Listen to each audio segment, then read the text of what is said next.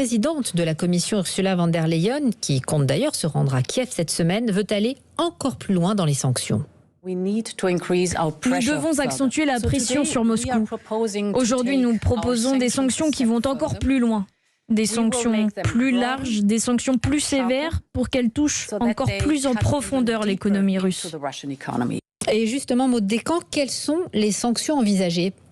Tout d'abord, le secteur de l'énergie, volet majeur de cette nouvelle salve de sanctions.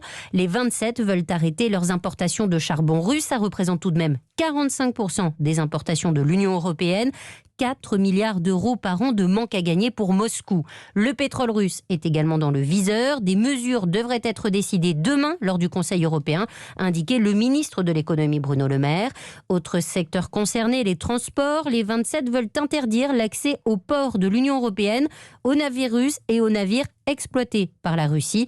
Les transporteurs routiers russes sont aussi visés. Il y aura également un renforcement des sanctions commerciales. Bruxelles va interdire pour 10 milliards d'euros d'exportation vers la Russie d'équipements et de composants industriels qui sont cruciaux, comme par exemple les semi-conducteurs.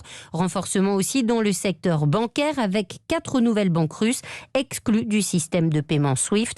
Et enfin, la liste des personnalités dont les avoirs sont gelés va elle aussi être élargie.